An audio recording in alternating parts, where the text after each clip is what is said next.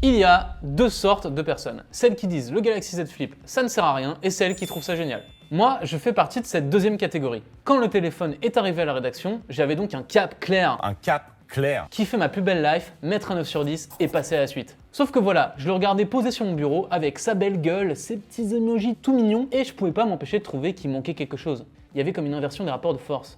Je le trouvais un peu inutile, un peu ennuyeux. Bon, après, ça a beaucoup changé, vous en doutez, vous avez lu le titre. Mais pour bien comprendre, faut que je vous explique 2-3 trucs avant. Avant que je récupère le Z Flip, je sortais d'un autre test. Un autre smartphone pliant, lui aussi à clapet, qui s'appelle le Motorola Razr 50 Ultra. Sur le papier, les deux sont très proches. Et même si le Samsung a plein d'avantages, une durée de mise à jour de 7 ans, une puce plus récente, etc., je ne pouvais pas m'empêcher de le trouver un peu plus bête que son concurrent. Tout ça vient d'une différence de philosophie importante entre les deux. Ça, faut bien le comprendre. Motorola et Samsung n'abordent pas du tout le smartphone pliant de la même manière. Côté Motorola, on considère que le côté pliant n'a qu'un seul avantage, prendre moins de place dans la poche. Résultat, dès qu'ils ont pu, à partir de 2022, ils se sont débrouillés pour mettre un écran plus grand et vous permettre de faire absolument tout ce que vous voulez dessus. Eux, leur but, c'est juste d'avoir un super smartphone qui prend moins de place. Virtuellement, du coup, vous avez une version miniature d'Android en façade. Mais ça pose aussi des problèmes. À quoi ça sert concrètement, du coup, d'avoir un écran externe si je peux faire exactement la même chose qu'avec l'écran interne?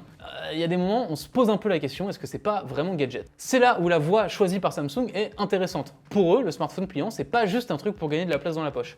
Ils rajoutent quelque chose. C'est aussi une manière de déconnecter avec son smartphone. Comprenez par là, lorsqu'on le ferme, on n'a plus accès à grand chose. Quelques widgets, quelques notifications, et c'est marre. Et c'est marre. C'est une référence à Kaamelott. Tu connais Kaamelott en fait? Cela permet au Z Flip 6 de revendiquer d'être un smartphone qui aide à se déconnecter. De par son côté un peu limité lorsqu'il est fermé, en fait, il tire une force qu'aucun autre smartphone peut vous apporter. Et ça marche à chaque fois que vous voulez vous jeter sur un réseau social avec avidité, vous êtes freiné par le fait de devoir le rouvrir. En fait, la friction apporte quelque chose. À terme, moi j'ai remarqué que mon temps d'écran avait tendance à baisser et l'utilisation du smartphone devient un peu plus maîtrisée. Bon, ça c'est l'expérience de base telle qu'elle est pensée par Samsung.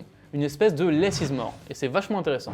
J'en reviens au début de la vidéo. Donc moi j'avais déjà cette idée en tête, il était là sur ma table avec son écran externe, et il pouvait pas faire grand chose parce que c'est comme ça qu'il est pensé par Samsung. On a un écran externe, mais on limite un maximum ce qu'on peut faire avec. Et moi, à la base, qui suis vachement client du Z Flip, y compris pour le côté des connexions, bah là, je sais pas, je le trouvais juste mignon, cool, mais j'avais tellement l'impression de revenir en arrière, en fait, par rapport au Motorola. Un exemple, je venais tout juste de l'avoir, je sors dans la rue, et là, j'ai eu le réflexe de vouloir lancer Maps sur l'écran externe. Et bah, c'est pas possible, parce que ça n'a pas été prévu par Samsung. Donc du coup, on est obligé d'ouvrir le téléphone, d'ouvrir Maps, comme sur n'importe quel téléphone.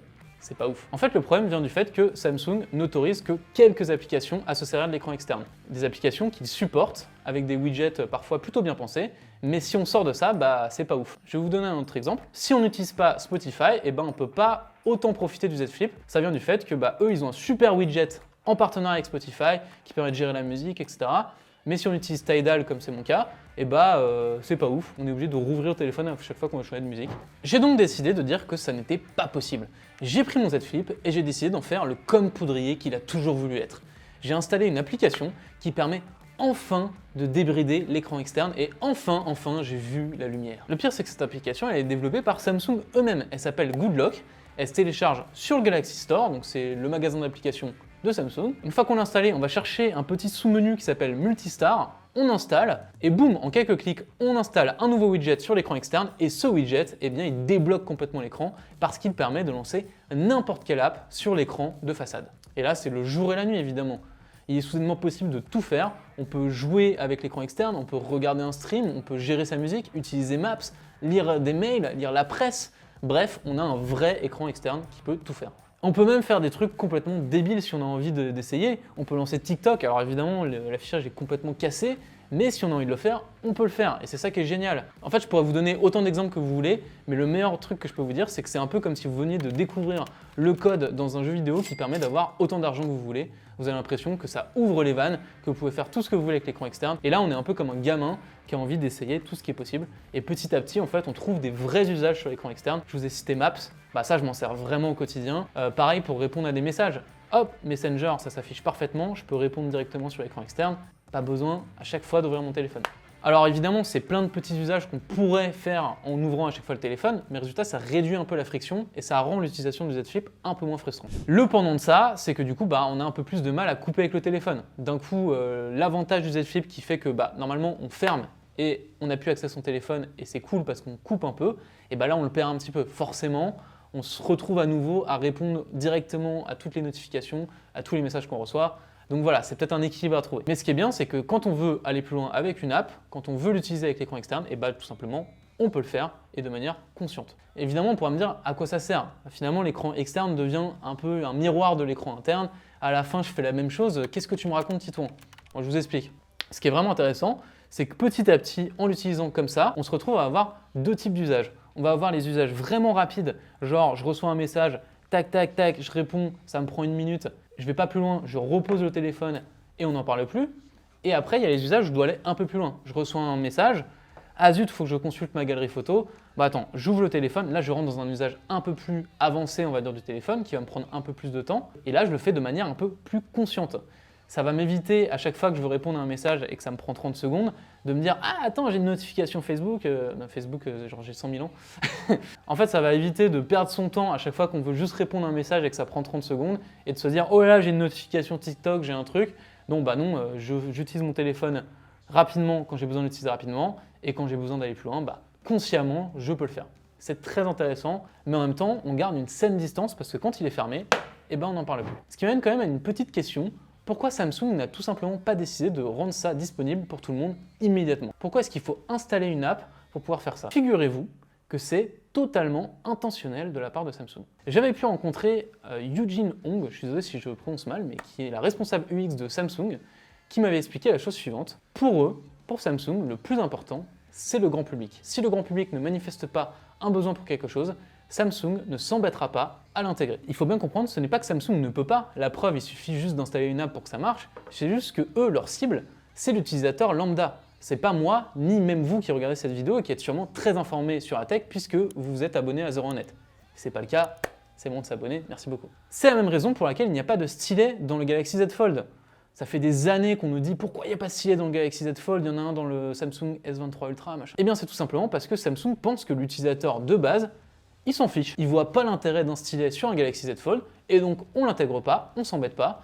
Techniquement, on serait capable de le faire, on a des super ingénieurs, etc. Et tant qu'on voit pas que l'utilisateur de base veut ce genre de feature, eh ben on l'intègre pas. Et du coup, je trouve que dans le cas du Z Flip, c'est plutôt intéressant. Il y a une expérience de base vraiment pensée pour être la plus simple possible, la plus directe possible, mais pour les utilisateurs qui veulent aller un peu plus loin, eh ben, il suffit d'installer une app et là, on peut vraiment débrider le téléphone.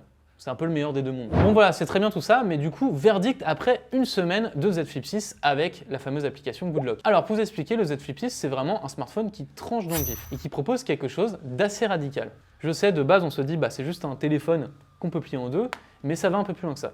Je veux dire par là que d'habitude, quand vous achetez un smartphone à 1 200 €, eh ben, il va tout faire pour se faire oublier, pour pas que vous ayez l'impression qu'il faut faire des concessions. Le Z Flip, lui, il a beau coûter 1 200 €, par son concept, qui sort un petit peu des sentiers battus, il va forcément vous demander quelques concessions. C'est pourquoi, plutôt que de longs discours, je vais vous faire les plus et les moins de la formule du Z Flip. Comme ça vous aidera à savoir si c'est fait pour vous ou pas. Et j'insiste là-dessus, soit on est fait pour, soit on adhère au concept, soit ça marche pas du tout. Moi, j'ai vu des gens tomber amoureux du concept tout de suite et complètement oublier ses défauts. Et vous aurez beau leur dire « Oui, mais c'est qu'un téléphone qui se plie en deux, on s'en fout ».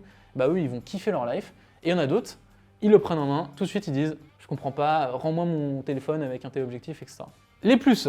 Du côté des plus, eh bien Good Lock, dont je viens de vous parler, c'est vraiment un énorme avantage, c'est très pratique, ça permet de faire plein de choses avec et c'est un énorme kiff. Par contre, je dois vous prévenir sur un truc, on sent que la plupart des apps n'ont pas été développées pour un si petit écran. Ça reste un truc de bricolage. Par exemple, Google Maps, vous allez avoir une énorme barre en bas de l'écran, bon bah voilà, faut faire avec, faut l'accepter. Ceci étant, dans l'ensemble, ça reste très agréable d'utiliser l'écran externe de cette façon, et on se surprend à faire beaucoup de choses avec. Mais attention, il n'y a pas que Good Lock, il y a aussi des fonctionnalités intégrées de base sur le smartphone qui sont très intéressantes. Par exemple, on peut répondre à des messages avec de l'IA. Donc en gros, comment ça se passe? Ça va lire les 7 derniers messages de la conversation et ça va s'adapter et ça va vous proposer des messages dans le style que vous pourriez employer. De base, moi j'ai trouvé que c'était un petit peu formel, ça mettait des points à chacune de mes phrases, etc. Donc j'étais pas forcément convaincu. Mais en fait, avec le temps, il a fini par reprendre mes tics de langage. Par exemple, moi j'utilise beaucoup AA dans mes messages, voilà. Et au bout d'un moment, il rajoutait AA et donc ça faisait beaucoup plus humain. J'ai même pu répondre à des collègues avec cette fonctionnalité-là, donc franchement plutôt convaincu. Autre truc fourni de base avec le téléphone, vous avez un très beau lecteur de musique sur l'écran externe. Vous avez aussi un widget widget météo qui est très pratique. Il y a plein de petites fonctionnalités sympas. On va pas toutes les faire, mais on peut quand même faire pas mal de trucs de base, même si vous installez pas Goodlock. Je tiens quand même à le préciser. On a aussi droit à quelques nouveautés IA rigolotes. Moi, je me suis par exemple servi d'un truc qui s'appelle Studio Portrait. Donc on prend un selfie de soi ou une photo et on peut le transformer en une esquisse, en un dessin animé. Je vous montre ce que ça donne à l'écran. Voilà, je trouve que c'est pas particulièrement ressemblant, mais en même temps c'est plutôt rigolo. Donc c'est toujours un plus. On a également un truc qui s'appelle de l'esquisse à l'image. Et là, moi j'ai choc-barre un collègue qui passait à côté de moi. Je venais de prendre une photo de l'extérieur du bureau et je dessine une petite voiture comme ça dans la rue et hop, ça fabrique une voiture. Mon collègue n'en revenait pas, il ne savait pas qu'on pouvait faire ça aujourd'hui avec un simple téléphone. Mais voilà, c'est ça aussi l'intérêt du Z Flip. Je veux dire, vous avez vu comment il est beau ce téléphone, si on peut pas un tout petit peu frimer avec, bon voilà, ça fait aussi partie du délire. Un petit mot sur l'écran interne, parce qu'on a beaucoup parlé de l'écran externe. Il faut quand même dire que c'est pas parce qu'il est pliant que c'est pas un très bon écran, c'est même un écran qui est somptueux. On voit à peine la pliure, quand on est de face on la voit pour ainsi dire pas du tout, on la sent très très peu et surtout on a un écran qui balance énormément de lumière, qui est un petit peu saturé mais qui est surtout très très agréable. Moi j'ai regardé pas mal de contenu dessus. Samsung, c'est quand même les kings là-dessus, ils font tout le temps des très très beaux écrans. Par contre, je précise pour ceux qui sont un petit peu stressés sur la pliure, ne rêvez pas, elle est toujours un tout petit peu visible, notamment si vous la regardez comme ça, là, avec un angle où vous cherchez absolument à la voir, bah oui, vous allez la voir. Dans l'essentiel des cas, c'est-à-dire quand on est en face, on la voit pas. Un autre truc un peu bête, c'est que c'est un smartphone qui est vraiment compact. Oui, je sais, ça peut paraître con, mais regardez, c'est un kiff, je peux le mettre dans une poche de t-shirt, et pas de problème, comme un portefeuille. Donc ça reste quand même un truc sympa. Ça s'adapte à beaucoup de poches. Je pense notamment aux poches de jeans pour les femmes, qui sont souvent plus petites. En général, ça rentre quand même plus facilement. Un autre truc que j'adore avec ce téléphone, c'est le mode flex. C'est quand on le pose comme ça à 90 degrés. Là, c'est un kiff pour faire tout un tas de trucs. Moi, j'adore, par exemple, mettre un petit podcast pendant que j'épluche mes carottes. Et puis, hop, ça tourne là, je peux le mettre en pause. Et il n'y a pas besoin d'avoir un stand pour que le téléphone reste bien droit. Non, il est posé comme ça. Et en fait, il est son propre stand. C'est pas nouveau avec le Z Flip. Ça a toujours été comme ça dans le concept, mais pour ceux qui ne connaissent pas, je le rappelle. Au passage, le mode flex, il a été d'ailleurs amélioré avec les années. Maintenant, vous pouvez avoir vers le bas tout un tas de raccourcis. On peut même avoir une souris. Alors là, c'est encore une fois un truc pour ceux qui vont vraiment pousser le concept jusqu'au bout. Mais bon, là, chapeau à Samsung, parce que ils rajoutent des petits trucs à chaque fois et franchement, c'est plutôt agréable à utiliser. Au niveau des perfs, c'est quand même vraiment solide parce que on a un Snapdragon 8 Gen 3 dedans. Mais il faut que je m'arrête une seconde sur quelque chose. Attention, ne vous faites pas avoir. Oui, c'est la puce la plus puissante du marché actuellement, mais le Z Flip 6, vous l'avez vu, il est tout fin, il est pliant, et donc il ne va pas avoir les mêmes capacités de refroidissement qu'un smartphone classique. C'est vrai, c'est le premier avec une chambre à vapeur, mais d'après nos tests, il chauffe quand même pas mal, notamment, moi je l'ai essayé sur Genshin Impact, et j'ai pu jouer autour de 40 fps avec des réglages graphiques surélevés. Alors ça tourne bien 40 fps, mais j'ai connu des smartphones avec un 8 Gen 3 qui tournaient beaucoup mieux. C'était pas injouable, mais disons que j'avais les mains un peu moites. C'était pas le truc le plus agréable, sachez-le. Au niveau de l'autonomie, qui était une grosse faiblesse du Z Flip par le passé, aujourd'hui on est quand même au même niveau qu'un smartphone classique. D'après les mesures du 01 Lab, il tient quand même 22 heures. C'est un score qui est du même niveau que plein de smartphones qu'on teste toute l'année.